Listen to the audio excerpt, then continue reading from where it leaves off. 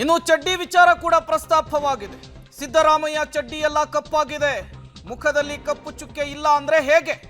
ಸಿದ್ದರಾಮಯ್ಯ ಬರೀ ಹಿಂದುಳಿದ ವರ್ಗದ ಸಿಎಂ ಅಲ್ಲ, ಸಿದ್ದರಾಮಯ್ಯ ಸಿಎಂ ಆದ್ರೆ ನನಗೆ ಯಾಕೆ ಹೊಟ್ಟೆ ಉರಿ ಅಂತ ಪ್ರಶ್ನೆ ಮಾಡಿದ್ದಾರೆ ಎಚ್.ಡಿ. ಕುಮಾರಸ್ವಾಮಿ ಅವರು.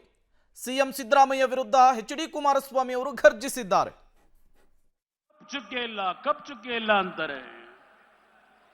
ಬಹುಶಃ ಅದ್ಯಾರಪ್ಪ ನನ್ನ ಸ್ನೇಹಿತ ಒಬ್ಬ ಹೇಳ್ತಿರ್ತಾನೆ, ಎಲ್ಲೋ ನಾನೆಲ್ಲೋ ಕಾಕಿ ಚಡ್ಡಿ ಬಹಳ ಬಿಗಿಯಾಗಿ ಕಟ್ಕೊಂಡಿದ್ದೀನಿ ಅಂತ ಯಾವಾಗ ಹೇಳ್ತಾ ಇರ್ತಾನೆ. ಬಹುಶಃ ಸಿದ್ದರಾಮಯ್ಯನವರ ಚಡ್ಡಿ ಎಲ್ಲ ಕಪ್ ಮಾಡ್ಕೊಂಡ್ಬಿಟ್ಟವ್ರೀಗ.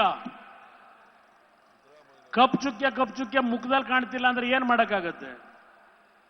ಬಹಳ ಪ್ರಾಮಾಣಿಕ ನಾನು ಒಂದು ಭೂಮಿ ಖರೀದಿ ಮಾಡಬೇಕು ಅಂತ ಆಸೆ ಪಟ್ಟವನಲ್ಲ, ಒಂದು ಆಸ್ತಿ ಮಾಡಬೇಕು ಅಂತ ಆಸೆ ಪಟ್ಟವನಲ್ಲ.